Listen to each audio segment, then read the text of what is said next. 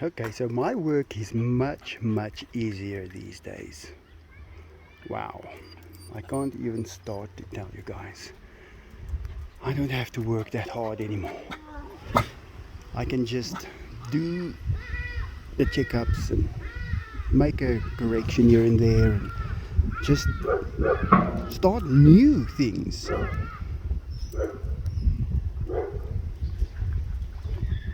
If I think about 3 months ago, how I worked through difficult times, rain, snow, hail, rain, and a lot of sun.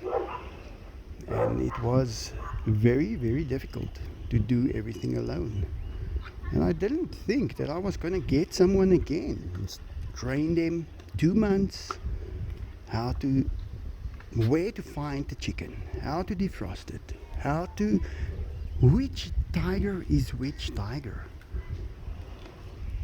So it was a very hard time.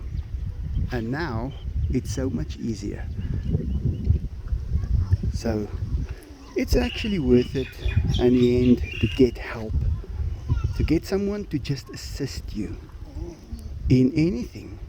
Because let's face it, you cannot do everything alone. It is just too much. But to find the right person is a problem on its own. That's a whole different ball game. But you don't have to always go look for them. Maybe they are just around. Maybe you just have to say the words so that people hear it and that they know that you are having a hard time. Because sometimes they think you're doing just fine. You're coping. You are doing the impossible. And they are not needed.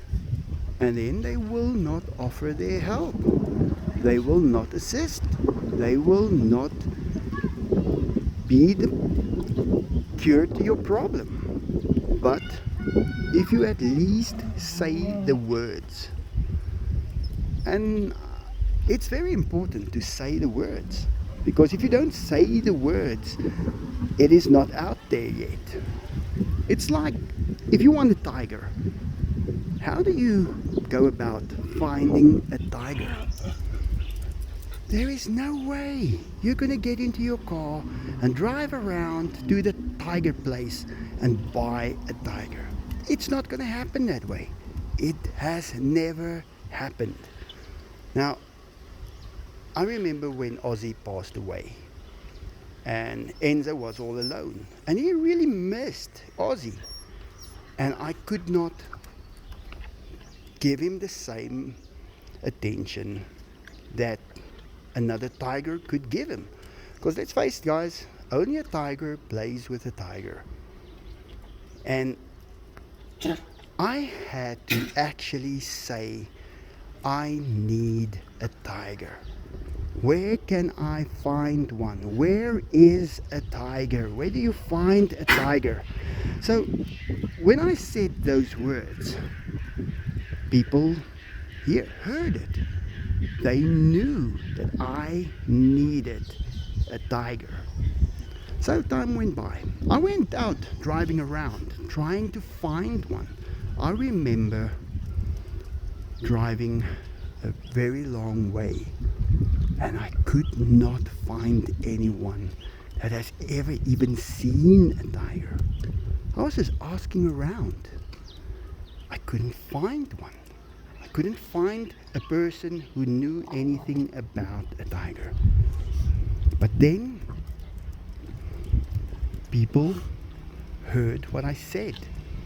I said, I need a tiger. And I really needed one. How do you know you need a tiger? Well, you just know.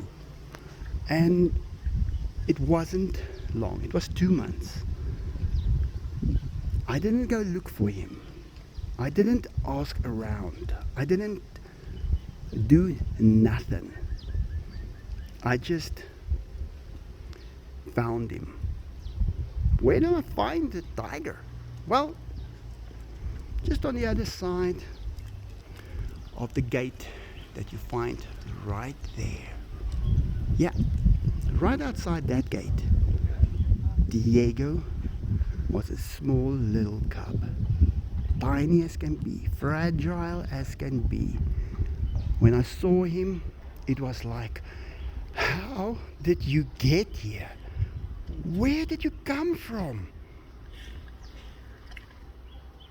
How is this possible? But he was there. He was actually just there.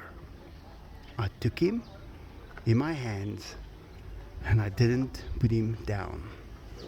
I just held on to him. And I didn't care what was going to happen. It was now mine.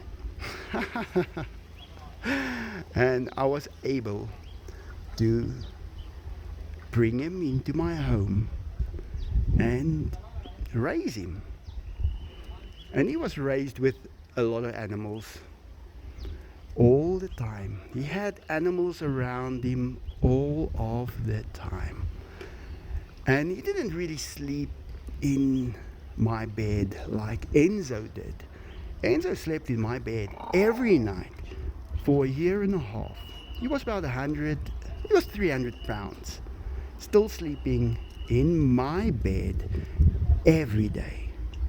So I remember the first time he slept outside, it was right there. It was right there. He fell asleep after we had a lot of people over, and he didn't go inside. And that was the first time he ever slept outside of the house. But with Diego it was different. Diego didn't really sleep in my bed, now and then, but not like Enzo did. And eventually, when he was about 8 months old, he was totally raining havoc on the household. And it didn't take much for me to make the decision that he is now capable of being inside there with Enzo. It took 8 months, a long 8 months, a great 8 months of having him right there. But I didn't forget why I needed a tiger. I remembered. It was to give Enzo a friend, someone, a companion, someone who could be there so he's not alone. They can play, they can fight. They don't really fight, but they can show each other that they are also tigers. So, yeah. And I was very proud of Diego yesterday. Guys, I don't know how to explain this to you. When you know you've got the most dangerous animal in the world, and he walks up to this fence, and you come charging towards it because you hear a little kitten inside the enclosure. I don't know how that kitten got in there. I have got no idea.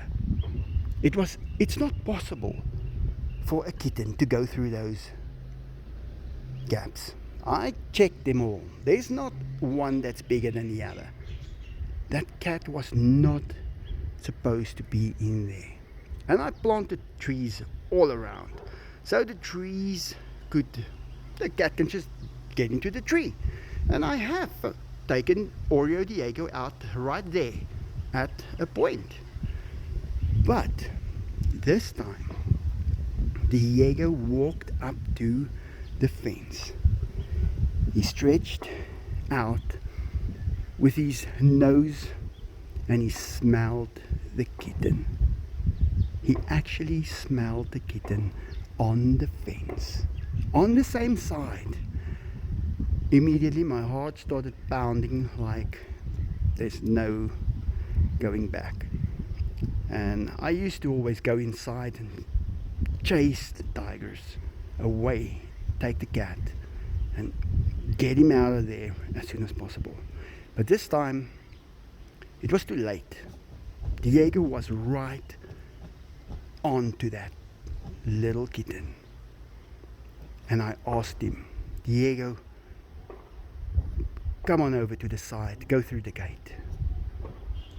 He turned around, away from the kitten, and he walked to the gate. Now he had this one in his mouth as well, and I took her out of his mouth by force. That's a video you guys can find on, well, I think it was just saving cat from being eaten by a tiger, if you just search that. But this time it was different. He knew that there was no reason for him to hurt the kitten. It was just not needed for him to do that. This is not the one. I'll show you guys the one if I know which one it is. I think it's that one over there. But it's one of the 3 little ones that was handed to me 2-3 months ago. Old Saggies. So, an old Billy. Oh, come on. Hey, Diego, I'm just telling everybody how proud I am about you. Wow, you were amazing yesterday, my boy. Yeah, he was totally amazing. And he just walked out through that gate. I opened up, I went inside, and I took the little kitten here from the fence, and this, I think this is the one that's looking into the camera now. It was the, no, that's the one. That's the one. That's the one. This is the darker ones, and that one has got more brown. That's the one. Look at that one. But in any case, she, I think it's a she, didn't get hurt. Now, it wasn't that she didn't get hurt. It was more about Diego didn't act like a tiger. He was perfect. He's the most fierce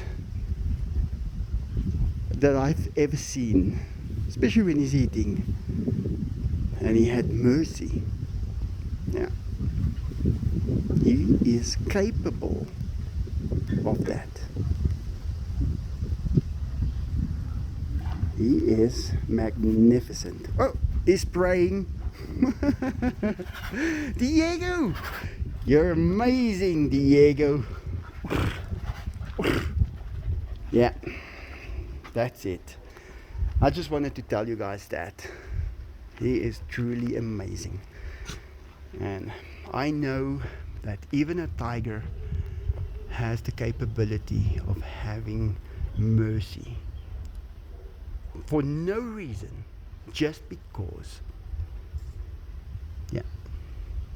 Well, guys, that's it. Thanks for listening to this, and like always, have a great day.